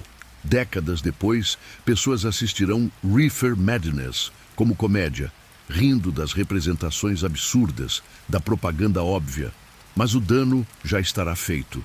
Milhões terão sido presos, vidas destruídas, comunidades devastadas por guerra contra drogas que começou aqui, neste cinema escuro, com estas mentiras projetadas em tela prateada. Você está agora em São Francisco, no ano de 1967. O cheiro de incenso de patchouli mistura-se com fumaça de marihuana, flutuando abertamente pelas ruas do distrito de Haight-Ashbury. Você é um jovem que acabou de largar faculdade. Deixou para trás subúrbio respeitável e família conservadora. e chegou aqui com apenas mochila nas costas e ideias radicais fermentando na cabeça. Ao seu redor, milhares de outros jovens fizeram jornada similar. Este é o verão do amor, e cannabis é o sacramento não oficial desta nova religião de paz, amor e rebelião. A rua está viva de maneiras que você nunca imaginou possível. Pessoas em roupas que desafiam toda a lógica convencional. Calças, boca de sino em cores psicodélicas, camisetas tie-dye em espirais impossíveis, coletes de franja, botas até o joelho, flores entrelaçadas em cabelos longos. Homens com barbas e cabelos compridos, que em qualquer outro contexto americano os marcariam como vagabundos, mas aqui são símbolos de libertação. Mulheres sem sutiã, sob vestidos esvoaçantes, escandalizando sensibilidades mais velhas, mas proclamando autonomia sobre próprios corpos. Você caminha pela High Street e passa por vitrine de loja tocando música alta. Jefferson Airplane, Grateful Dead, Janis Joplin, sons que você nunca ouviu no rádio AM de seus pais. A música pulsa através do concreto, vibra em seus ossos. Um homem na entrada da loja oferece cigarro aceso para você. Quer dar um tapa, irmão? Ele pergunta com um sorriso preguiçoso. Você hesita apenas segundo antes de aceitar. Este é exatamente o tipo de liberdade que você veio buscar. A primeira tragada é diferente das experiências fumegantes e tossidas que você imaginou de histórias de terror. Esta erva é suave, quase doce, queima uniformemente. Você segura nos pulmões como viu outros fazendo, sente o formigamento familiar começar nas extremidades. Quando exala, a fumaça dança no ar pesado da tarde, criando padrões que você observa fascinado por tempo indeterminado. O homem ri, não com crueldade, mas com reconhecimento. Primeira vez? Ele pergunta. Você acena. Bem-vindo ao clube, irmão. Somos todos cidadãos do mesmo país aqui. Cannabis, em 1967, não é mais substância marginal de trabalhadores mexicanos ou músicos de jazz negros. Agora é símbolo central de contracultura, marcador de identidade geracional, declaração política. Fumar marijuana é dizer não à guerra do Vietnã que está devorando seus colegas de classe. É rejeitar materialismo de pais que trabalham em empregos que odeiam para comprar casas em subúrbios idênticos. É abraçar espiritualidade oriental, filosofias alternativas, maneiras diferentes de estar no mundo. Você encontra lugar para ficar num apartamento comunitário onde dúzia de pessoas vivem em 2 quartos. Ninguém paga aluguel formal. Contribuem o que podem quando têm. Colchões no chão, pôsteres psicodélicos cobrindo cada centímetro de parede, cortinas de conta separando espaços, cheiro permanente de marihuana e incenso impregnado em todas as superfícies. À noite todos se reúnem em círculo na sala. Baseado passa de mão em mão, no sentido horário, sempre no sentido horário. Ritual não falado, mas universalmente compreendido. As conversas nesses círculos são diferentes de qualquer coisa que você experimentou. Filosofia profunda sobre natureza da realidade mistura-se com bobagens absolutas e ninguém parece distinguir diferença. Alguém fala apaixonadamente sobre como o capitalismo está destruindo a alma humana. Outro descreve visão que teve de todos os seres humanos conectados por fios de luz invisíveis. Uma garota lê poesia que escreveu sobre ser uma com o universo. Você contribui suas próprias ideias meio formadas e são recebidas com acenos sérios e uaus sussurrados. A música é trilha sonora constante. Alguém sempre tem violão, dedilhando acordes sem formar músicas coerentes. Rádio toca álbuns inteiros sem interrupção. DJ, obviamente, chapado também. Você descobre que música ouvida sob influência de marihuana revela camadas que você nunca percebeu sóbrio. Cada instrumento se torna voz separada em conversa complexa. Letras que pareciam simples revelam profundidades filosóficas. Você pode perder-se completamente numa única canção por toda a sua duração de 8 minutos. A comida também é revelação. O grupo faz expedição à meia-noite para a lanchonete aberta 24 horas. Tudo no menu parece inacreditavelmente delicioso. Você pede hambúrguer duplo, batatas fritas, milkshake, torta de maçã. Quando chega, você ataca como animal faminto. O hambúrguer é a melhor coisa que já comeu. Cada mordida é explosão de sabores. As batatas fritas são crocantes e salgadas perfeitas. O milkshake é cremoso e doce além de palavras. Rindo, alguém explica: "Larica, cara." Você não sabia que tinha nome oficial, mas reconhece a experiência imediatamente. Protestos contra a guerra acontecem regularmente. Milhares marcham pelas ruas carregando cartazes: "Make love not war", "Hell no we won't go", "Peace now". Marihuana é fumada abertamente durante marchas, ato de desafio civil. Polícia observa frustrada, mas raramente intervém porque números são esmagadores. Prender todos exigiria mobilização de força impossível. Então vigiam das laterais, anotando rostos, ocasionalmente arrancando indivíduos da multidão para prisões exemplares. Você participa de Being no Golden Gate Park. Dezenas de milhares reunidos em prado massivo, sentados em cobertores, passando baseados entre estranhos, ouvindo bandas tocando de palcos improvisados. Timothy Leary está lá, o professor de Harvard que virou guru psicodélico, pregando "Turn on Tuning Dropout". Allen Ginsberg, o poeta beat, canta mantras hindus em microfone. A vibração é simultaneamente festiva e espiritual, celebração e ritual sagrado. Mas há também lado mais sombrio emergindo. Traficantes mais pesados começam a circular, oferecendo não apenas marihuana, mas LSD, metanfetaminas, heroína. Alguns dos jovens idealistas que chegaram buscando iluminação encontram vício em vez disso. Violência ocasional irrompe, totalmente contrária ao ethos de paz que supostamente define movimento. A mídia, é claro, foca apenas nos aspectos negativos, pintando Haight-Ashbury como zona de guerra de depravação. Seus pais enviam cartas suplicando para você voltar. Eles assistiram reportagens na televisão sobre hippies sujos, usando drogas e vivendo em promiscuidade.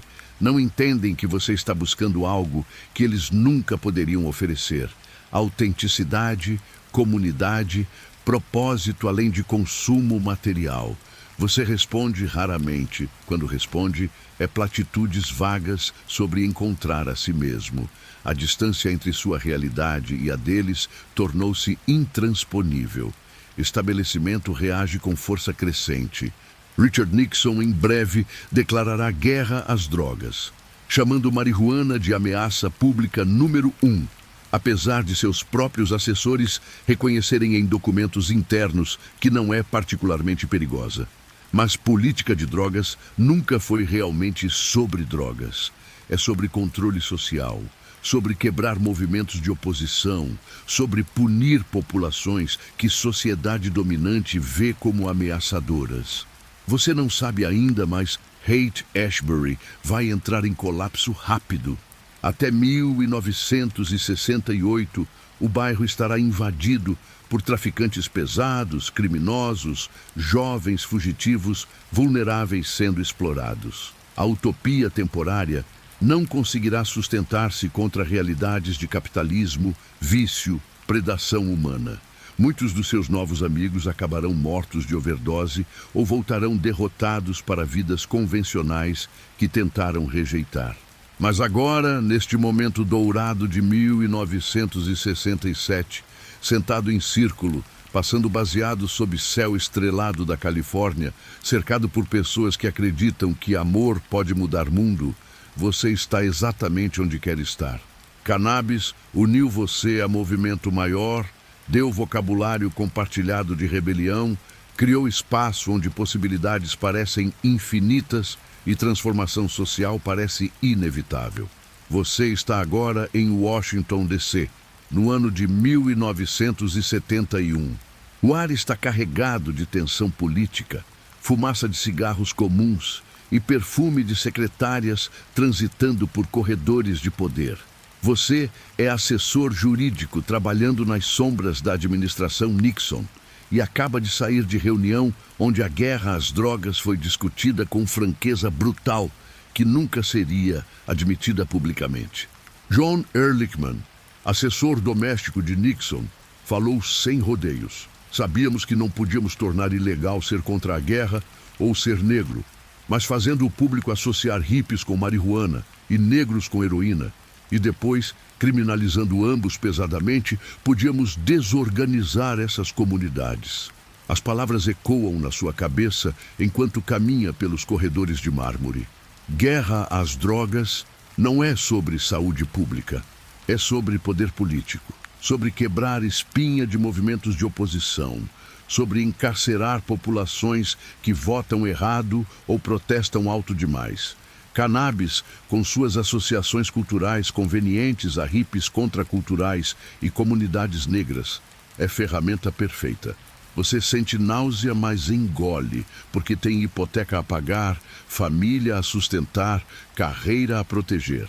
Décadas passam em aceleração bizarra. Você testemunha a construção do complexo industrial prisional. Em 1980, há 300 mil pessoas encarceradas nos Estados Unidos. Em 2000, são 2 milhões. Enorme proporção delas por crimes não violentos relacionados a drogas, desproporcionalmente negras e latinas, apesar de brancos usarem drogas em taxas similares. Prisões privadas lucram. Sindicatos de guardas prisionais fazem lobby por sentenças mais duras. Políticos competem para parecer duros com crime. Cannabis é combustível alimentando esta máquina de punição massiva. Mas, simultaneamente, algo diferente está acontecendo nas margens. Você está agora na Califórnia, em 1996. Envelheceu, aposentou-se da política, mudou-se para a costa oeste buscando redenção ou pelo menos esquecer cumplicidade passada. E hoje, a eleição acontecendo. Proposição 215 está na cédula. Legalizar cannabis para uso medicinal. Você vota sim. Pequena tentativa de desfazer décadas de dano que ajudou a perpetuar. A proposição passa. Califórnia se torna primeiro estado a legalizar cannabis medicinal. Pacientes com AIDS em estágios terminais, sofrendo de wasting syndrome, que os reduz a esqueletos vivos, podem finalmente acessar legalmente substância que estimula apetite, permite comer, mantém peso corporal. Pacientes de câncer passando por quimioterapia brutal, vomitando até não restar nada em estômagos, encontram alívio em cannabis quando nenhuma medicação farmacêutica funciona. Pessoas com epilepsia severa descobrem que certas variedades de cannabis reduzem convulsões de centenas por semana para praticamente nenhuma. Você conhece Dennis Peron, um dos ativistas principais por trás da Proposição 215. Ele cuidou de seu parceiro Jonathan morrendo de AIDS. Viu em primeira mão como cannabis aliviou o sofrimento quando médicos convencionais ofereceram apenas morfina e desespero. Peron abriu o primeiro dispensário de cannabis medicinal de São Francisco, operando em zona legal cinza, desafiando autoridades a prendê-lo enquanto ajudava pessoas morrendo. Ele foi preso, teve dispensário invadido, mas nunca parou. A aprovação da Proposição 215 é vindicação, validação de anos de ativismo sob risco pessoal imenso, mas governo federal não reconhece leis estaduais. DEA continua realizando batidas em dispensários medicinais, operando legalmente sob lei californiana, mas ilegalmente sob lei federal. Pacientes são presos, às vezes literalmente retirados de leitos de hospital. Cultivadores são enviados para a prisão federal por anos. A contradição entre lei estadual e federal cria caos legal, atmosfera de medo persistente, mesmo enquanto o movimento medicinal cresce. Ciência finalmente começa a alcançar conhecimento tradicional. Pesquisadores descobrem sistema endocannabinoide no corpo humano, rede complexa de receptores e neurotransmissores que cannabis interage com. CB1, receptores no cérebro. CB2, receptores em sistema imunológico. Anandamida produzida naturalmente pelo corpo estruturalmente similar a THC. Evolução nos deu sistema biológico especificamente desenhado para processar canabinoides. Cannabis não é substância alienígena forçando reações químicas artificiais, mas chave encaixando perfeitamente em fechaduras que nossos corpos já possuem. Estudos mostram que cannabis pode reduzir pressão intraocular em glaucoma, prevenir cegueira. Pode aliviar espasmos musculares em esclerose múltipla, devolver mobilidade. Pode reduzir inflamação em Crohn e colite, permitir digestão normal. Pode ajudar veteranos com PTSD processar trauma sem ficar presos em loops de revivência. Evidência se acumula, estudo após estudo, país após país.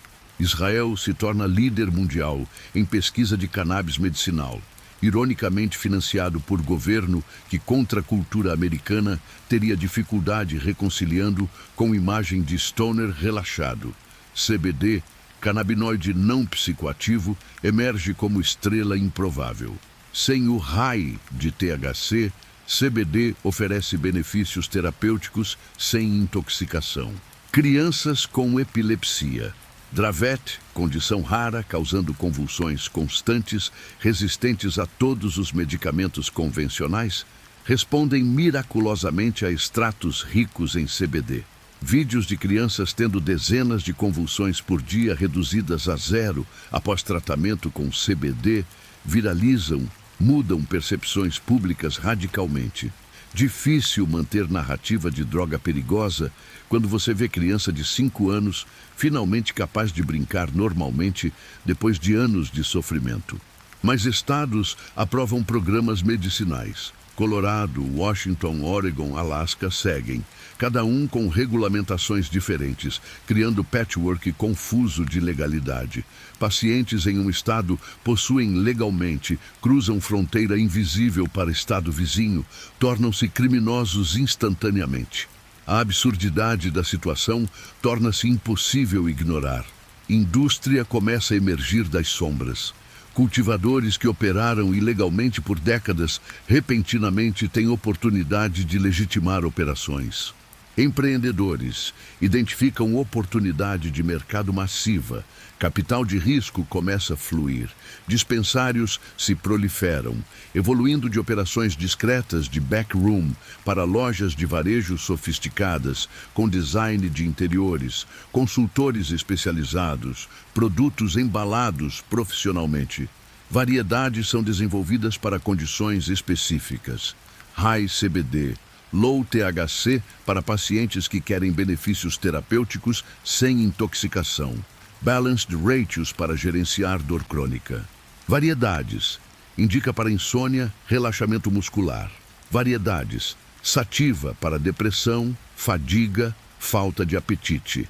A planta que o governo insistiu não tem valor medicinal, revela-se medicina personalizável com perfis químicos adaptáveis a necessidades individuais. Você observa tudo isso de sua casa modesta em Oakland, agora octogenário, corpo falhando, mas mente ainda afiada. Sente vergonha por papel que desempenhou em criar guerra às drogas, mas também esperança testemunhando o reverso gradual. Gerações jovens não acreditam em propaganda que sua geração engoliu. Eles veem cannabis pelo que é. Planta com riscos, sim, mas também benefícios, não mais ou menos demonizável que álcool ou tabaco, ou dezenas de medicamentos farmacêuticos com efeitos colaterais muito piores. Pesquisas de opinião pública mostram suporte majoritário para a legalização medicinal, chegando a 80% ou 90% em algumas pesquisas. Até conservadores que se opõem ao uso recreativo reconhecem que pacientes genuinamente doentes não deveriam ser criminalizados.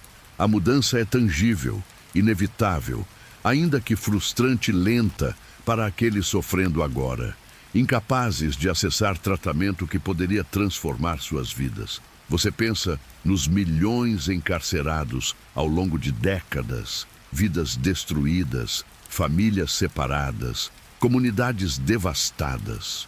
Pensa em Jonathan de Dennis Peron, e incontáveis outros que morreram sem acesso à medicina que poderia ter aliviado passagem. Pensa em potencial de pesquisa perdido. Décadas onde cientistas não puderam estudar cannabis adequadamente devido a status de substância controlada classe PNUM, categoria supostamente reservada para drogas sem valor medicinal e alto potencial de abuso. O caminho da criminalização total para a aceitação medicinal foi longo, pavimentado com sofrimento desnecessário. Mas finalmente, lenta e incompletamente, ciência e compaixão começam a prevalecer sobre propaganda e preconceito. Você está agora em Denver, Colorado, no ano de 2014. O dia é 1º de janeiro e história está sendo feita. Você está em fila que serpenteia ao redor do quarteirão. Centenas de pessoas esperando pacientemente no frio cortante do inverno das montanhas rochosas. Vapor de respirações coletivas cria nuvem sobre a multidão. As pessoas estão animadas, conversando excitadamente, tirando selfies, segurando cartazes, celebrando este momento. Você está esperando para entrar no primeiro dispensário de cannabis recreacional legal nos Estados Unidos desde a proibição começar 80 anos atrás. A loja, quando você finalmente entra, parece mais Apple Store do que qualquer imagem de traficante em beco escuro que propaganda governamental pintou por décadas. Paredes brancas limpas, iluminação LED brilhante, displays de vidro organizados meticulosamente. Funcionários usam uniformes profissionais, crachás com nomes, sorrisos genuínos. Não há fumaça pesada, não há personagens suspeitos esgueirando nas sombras. Há música suave tocando, câmeras de segurança visíveis em cada canto, até plantas ornamentais em vasos decorativos. Poderia ser qualquer negócio de varejo respeitável. Um consultor chamado Jéssica se aproxima. Ela tem cabelo em coque profissional, tablet na mão, conhecimento enciclopédico das centenas de produtos disponíveis. Primeira vez comprando legalmente? Ela pergunta. Você acena, ainda processando a surrealidade. Ela sorri compreensiva. É muito para absorver. Deixe-me te guiar. Os displays são revelação. Flores em jarros de vidro. Cada variedade etiquetada com nome, percentuais de THC e CBD, perfis de terpenos, efeitos esperados. Você vê nomes que soam científicos e outros absurdamente criativos. Blue Dream, Girl Scout Cookies, Gorilla Glue, Sour Diesel. Jéssica explica diferenças. Sugere começar com algo de potência moderada se você não tem tolerância alta. Há edibles em embalagens que parecem produtos de padaria gourmet.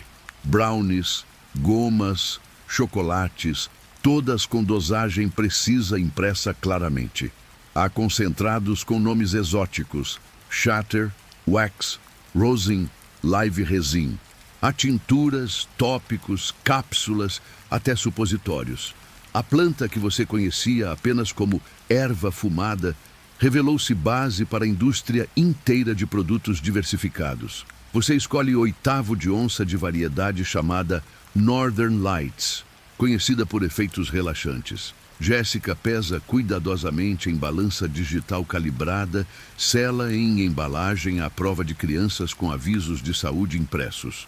No caixa, você apresenta a identificação provando que tem mais de 21 anos. Paga com dinheiro, porque bancos federais ainda recusam trabalhar com negócios de cannabis, devido à proibição federal persistente.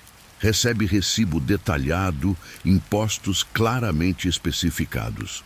O estado do Colorado está arrecadando milhões em receita tributária, que anteriormente ia para cartéis e mercado negro. Saindo na luz brilhante do dia de inverno, você segura sua compra legal e sente peso de história. Gerações foram presas por possuir exatamente o que você está legalmente carregando agora. Vidas foram destruídas, famílias separadas, futuros eliminados. E para quê? Esta transação que acabou de acontecer foi ordenada, segura, gerou receita pública, não causou nenhum dano a ninguém. A guerra às drogas foi sempre sobre controle e punição, nunca sobre proteção ou saúde. Colorado não está sozinho por muito tempo. Washington Estado legalizou simultaneamente. Oregon, Alasca e outros seguirão rapidamente. Cada estado desenvolve sistema regulatório próprio, aprendendo com sucessos e falhas de predecessores. Alguns estados permitem cultivo doméstico, outros não. Alguns têm limites de potência, outros deixam o mercado decidir. Alguns distribuem licenças livremente, outros criam oligopólios restritos. É experimento massivo de política pública acontecendo em tempo real. A legalização no Colorado gera dados que décadas de propaganda não conseguem refutar. Taxa de criminalidade não aumenta, na verdade diminui ligeiramente. O uso por adolescentes permanece estável ou diminui, desafiando predições de que legalização levaria jovens ao consumo desenfreado. Acidentes de trânsito fatais relacionados a cannabis não aumentam significativamente. Certamente não comparável ao álcool. Receita tributária excede projeções, financiando escolas, tratamento de dependência, programas de saúde mental. Turismo de cannabis traz centenas de milhões de dólares para a economia estadual.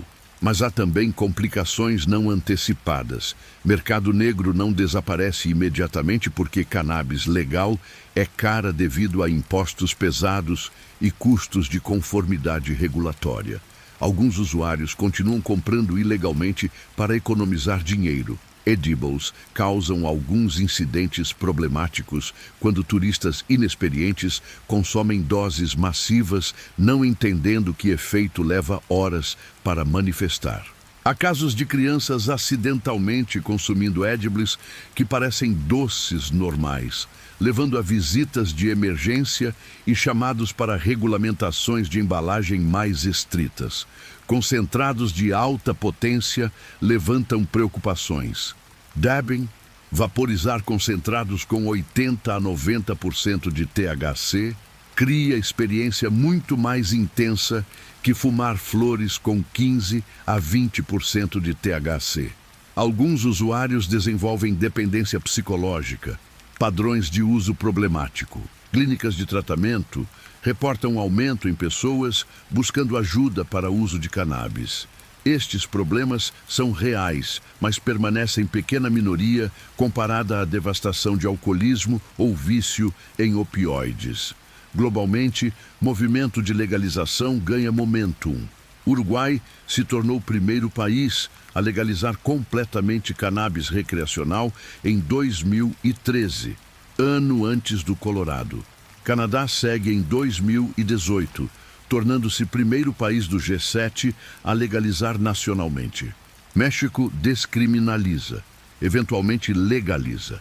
Países europeus começam a experimentar modelos variados. Holanda, com seus coffee shops operando em zona cinza legal. Portugal, com descriminalização total de todas as drogas. Alemanha e Luxemburgo planejando legalização. A planta que começou como incenso sagrado, queimado em túmulos asiáticos há mais de 2.500 anos, completou jornada circular. De rituais xamânicos a vapores sufis, de bang védico a haxixe parisiense, de criminalização racista à contracultura hippie, de guerra às drogas à legalização medicinal e, finalmente, recreacional. Cannabis sobreviveu tudo. Proibição, propaganda, perseguição, prisão massiva. Sobreviveu porque é fundamentalmente útil, fundamentalmente prazerosa, fundamentalmente parte de experiência humana através de culturas e milênios. Você volta para casa com sua compra legal e sente gratidão misturada com raiva. Gratidão por viver em momento e lugar onde isso é possível. Raiva por todos que não tiveram essa sorte, todos encarcerados, todos mortos em tiroteios de gangues lutando por mercados criados artificialmente por proibição. Todos negados, medicina que poderia ter ajudado porque governo insistiu em mentiras. A fumaça que você inala naquela noite em apartamento de Denver Conecta você através de tempo e espaço com xamãs citas gritando em tendas, brahmanes indianos buscando dissolução de ego, sufis rodopiando em êxtase, hippies sonhando com paz mundial, pacientes de AIDS lutando para manter peso, incontáveis gerações de humanos buscando alteração, cura, transcendência ou simplesmente momento de relaxamento no fim de dia difícil. Cannabis permanece ilegal federalmente nos Estados Unidos e em maior parte do mundo. Pessoas continuam sendo presas, vidas continuam sendo destruídas. Mas a direção da história tornou-se clara. Não é questão de se a guerra às drogas terminará, mas quando. E quando terminar, será reconhecida como um dos erros de política pública mais catastróficos e moralmente falidos da história moderna, motivada por racismo, perpetuada por ganância, resistida por décadas de evidência e compaixão finalmente prevalecendo. A fumaça que sobe do seu baseado em Denver em 2014 é a mesma fumaça que subiu de tigelas de pedra no Pamir há milênios. Os humanos mudaram, tecnologia evoluiu, sociedades transformaram, mas a planta permanece resiliente, adaptável, esperando pacientemente por momento quando finalmente será permitida existir sem ser demonizada, usada sem punição, estudada sem restrições absurdas. Esse momento está chegando, lenta, incompletamente, mas inevitavelmente chegando. Agora, respire fundo. Deixe seus ombros relaxarem completamente, soltando toda a tensão acumulada. Você viajou através de milênios esta noite. Atravessou continentes e culturas, testemunhou rituais sagrados e guerras políticas, viu o melhor e o pior da humanidade entrelaçados com uma única planta verde e resiliente. Mas tudo isso é história agora. Passado que você visitou, mas não precisa carregar. Deixe as imagens se dissolverem suavemente. As montanhas geladas do Pamir se desfazendo em névoa. As tendas fumegantes dos citas desaparecendo no horizonte. Os salões parisienses com suas velas derretendo em escuridão acolhedora. As ruas de Haight-Ashbury silenciando até apenas eco distante de música. Os dispensários de Denver fechando suas portas de vidro enquanto o sol se põe sobre as montanhas rochosas. Você está aqui agora, no seu espaço seguro, no seu tempo presente. Seu corpo está confortável onde você escolheu descansar. Talvez seja sua cama macia, com lençóis limpos envolvendo você como abraço gentil. Talvez seja a poltrona favorita que conhece perfeitamente os contornos do seu corpo. Onde quer que você esteja, está bem, está seguro, está em paz. Pense em como extraordinário é que histórias persistem através de tempo, como o conhecimento passa de geração em geração, transformando-se, mas nunca desaparecendo completamente. Aqueles xamãs antigos não sabiam que você estaria aqui, milhares de anos depois, aprendendo sobre seus rituais. Mas de alguma forma, vocês estão conectados através dessa linha invisível de curiosidade humana, de busca por significado, de desejo de entender nosso lugar neste mundo vasto e misterioso. E agora que a jornada terminou, você pode simplesmente ser. Não precisa analisar ou memorizar ou fazer nada com o que aprendeu. As histórias se assentarão na sua mente como poeira dourada. E amanhã, ou semana que vem, ou mês que vem, quando você menos esperar, algum detalhe vai emergir suavemente e você vai sorrir, lembrando. Seus olhos estão pesados agora. É natural. É bom. Deixe-os fechar se quiserem. Deixe sua respiração encontrar seu próprio ritmo lento e profundo.